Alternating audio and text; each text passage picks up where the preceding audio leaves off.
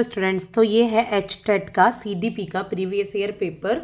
मैं इससे पहले आपको कई पेपर करा चुकी हूँ, प्रीवियस ईयर पेपर सॉल्व करा के।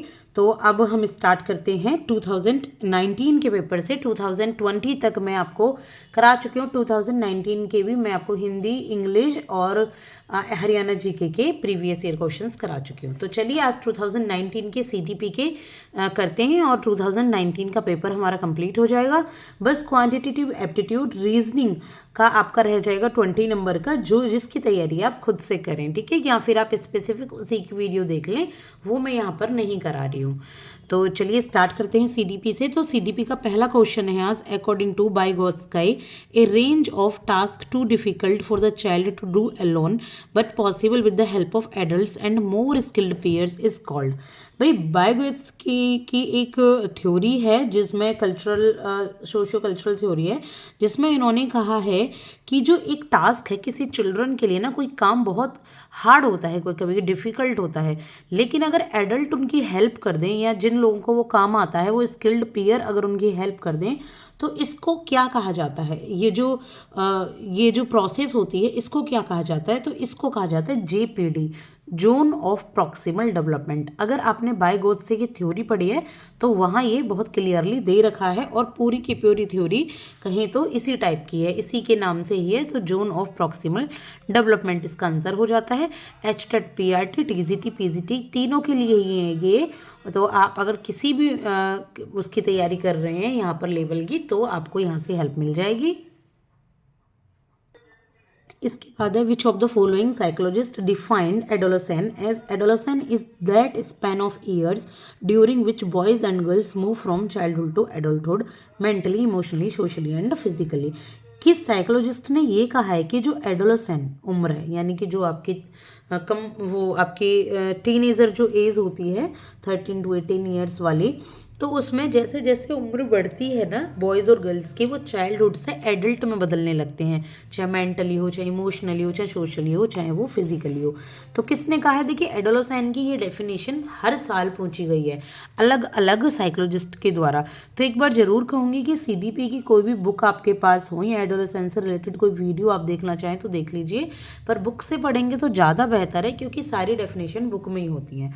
तो किसने ये डेफिनेशन दी है ये पूछा गया, तो ये कहा गया है एटी जर्सिल्ड के द्वारा। अगर आपने बीएड की है या कोई डिप्लोमा किया है तो भी आपने इनका नाम नहीं सुना होगा, लेकिन प्रीवियस ईयर क्वेश्चंस करने का यही फ़ायदा होता है कि हम डायरेक्टली प्रीवियस ईयर क्वेश्चन करें और वहाँ से आपको ये कुछ तैयारी हो जाती है जो रह गई होती है। तो एटी जर्सिल्ड इनका नाम है। इसके बाद learner centred instructional strategy in which students are encouraged to construct their understanding with the assistance of teacher through questions and direction is. ये है लर्नर सेंटर्ड, टीचर सेंटर्ड नहीं है, लर्नर सेंटर्ड पढ़ाई है। ये एक स्ट्रेटेजी है इंस्ट्रक्शन की, जहाँ पे स्टूडेंट्स को एनकरेज किया जाता है कि वो अपनी ही नॉलेज को कंस्ट्रक्ट करें, अपनी अंडरस्टैंडिंग को। बस टीचर की इनमें एक असिस्टेंस मिलती है, एक हेल्प मिलती है, किसके थ्रू? क्वेश्चन या डायरेक्शन के थ्रू। बाकी सारा काम खुद करना है। तो इस वाली लर्निंग को क्या कहते हैं? कुछ बच्चों को लग रहा होगा कि प्रोजेक्ट बेस्ड लर्निंग है। हाँ, प्रोजेक्ट बेस्ड लर्निंग हो सकती थी अगर यह असिस्टेंट ऑफ टीचर नहीं होता, ठीक है। प्रोजेक्ट दे दिया जाता है फिर बच्चे खुद करते हैं, लेकिन असिस्टेंट ऑफ टीचर अगर दे दिया गया तो ये है गाइडेड डिस्कवरी लर्निंग, ठीक है, ठीक है। कौन सी है? Guided discovery learning. इसके बाद है positive facilitation of present learning through past learning, for example addition helps multiplication, this type of transfer of learning is called. इसका मतलब है कि आपने कोई लर्निंग सीख ली और पहले की लर्निंग को प्रेजेंट से अगर आपको फ़ायदा हो रहा हो प्रेजेंट में पिछली लर्निंग से, तो वो जैसे कि एडिशन अगर आप करना सीख जाते हैं तो मल्टीप्लिकेशन में भी हेल्प मिलती है, ठीक है। तो इस लर्निंग को, ट्रांसफर ऑफ लर्निंग को क्या कहते हैं? तो इस टाइप की जो लर्निंग है वो कहलाती है सिक्वेंशियल लर्निंग। कौन सी कहलाती है? Sequential learning. इसके बाद है, which of the following statement most appropriately defines the term inclusion. Inclusion का क्या मतलब है? कौन सी स्टेटमेंट बिल्कुल अच्छे से डिफाइन करती है इंक्लूजन को? इंक्लूजन का मतलब क्या होता है?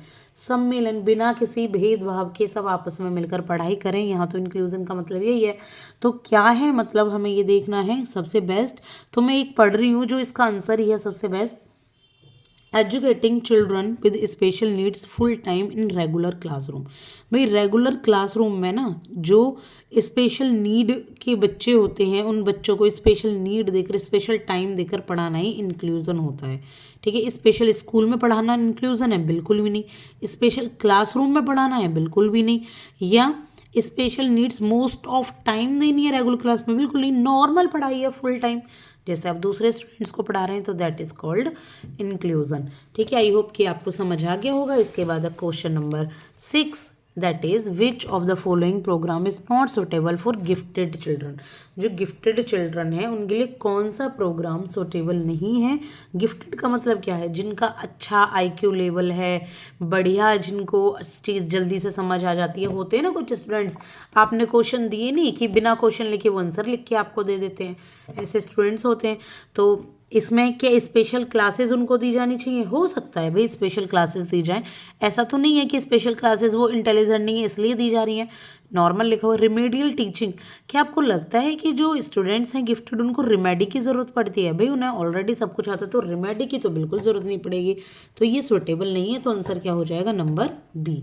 एक्सेलरेशन यानी कि उनको बढ़ावा देना, तो वो भी जरूरी है। Enrichment in regular classroom setting, भाई रेगुलर क्लासरूम सेटिंग में एनरिचमेंट वो प्रोवाइड करते हैं, तो ये भी सही है। लेकिन यहाँ रिमेडियल टीचिंग गलत हो जाता है, हमसे नॉट ही पूछा गया, नॉट सुटेबल, तो आंसर हो जाएगा नंबर बी। इसके बाद चलेंगे हम क्वेश्चन नंबर 7 पर, दैट इज अकॉर्डिंग टू पियाजे adolescent ability to evaluate the logic of verbal statement without referring to real world circumstances is. यानी कि पियाजे ने कहा है कि जो एडोलेसेंट की एबिलिटी होती है, यानी कि उनकी जो क्षमताएं होती हैं, वो ना वर्बल स्टेटमेंट के लॉजिक को इवेल्युएट करते हैं बिना रियल वर्ल्ड से जुड़े। रियल वर्ड में नहीं जुड़ते, वर्बल स्टेटमेंट को ही इवेल्युएट करते हैं, उसके लॉजिक को लगाते हैं। तो इस सर्कमस्टेंसेस को क्या कहा जाता है? तो इसको कहा जाता है प्रपोजिशनल थॉट। क्या कहा जाता है? Propositional thought. ठीक है, इसके बाद है number 8, that is Parul's intelligence test indicate that she is average to above average intelligent. Parul का एक इंटेलिजेंट टेस्ट हुआ, उसमें ये मिला कि वो एवरेज है। किसके एवरेज? एबव एवरेज इंटेलिजेंट से। However her grades in reading, spelling, social science and sciences are very low, लेकिन फिर भी उसके जो ग्रेड्स हैं वो तो कम आते हैं।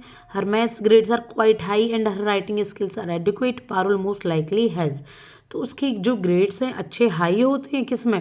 मैथ्स में। किस में? मैथ्स में ग्रेड्स हाई हैं और राइटिंग भी अच्छी है, स्किल्स भी पर्याप्त है राइटिंग की।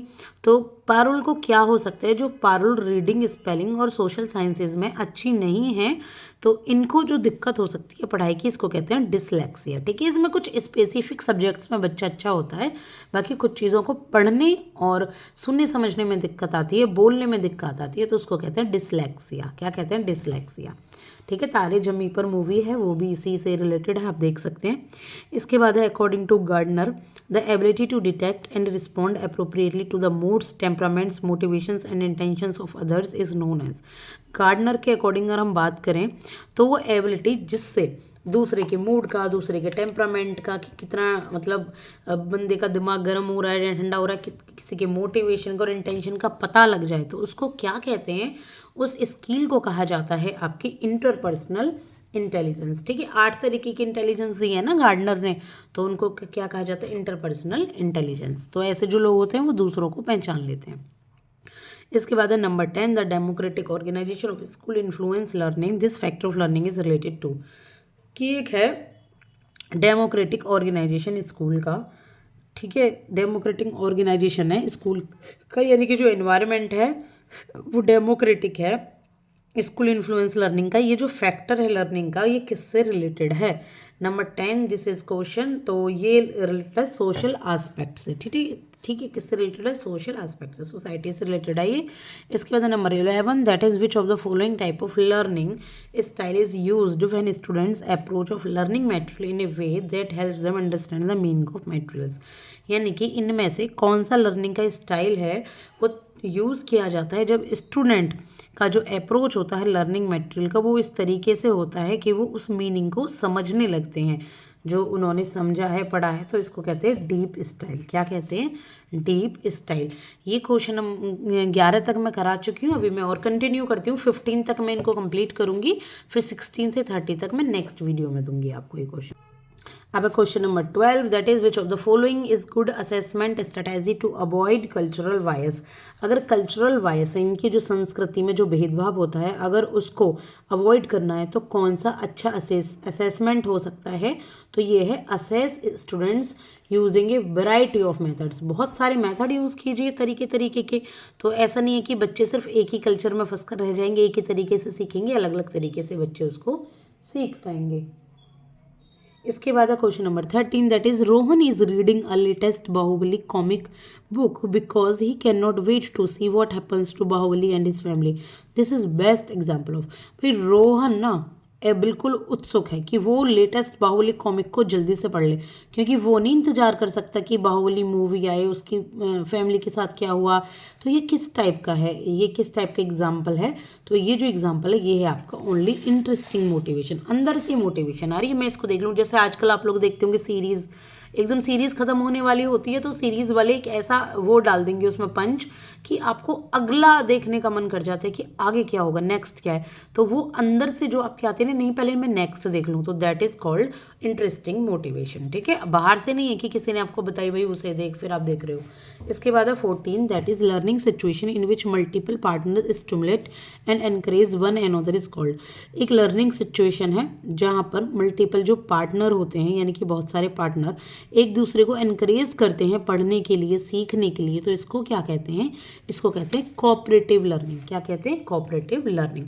यहाँ देखिए टीम टीचिंग नहीं हो सकती, क्योंकि टीचिंग की बात नहीं है, यहाँ बात की जा रही है पढ़ने की। टीम टीचिंग भी है एक कॉन्सेप्ट, लेकिन वो अलग हो जाता है। इसके बाद है which of the following is not an appropriate strategy for improving students problem solving.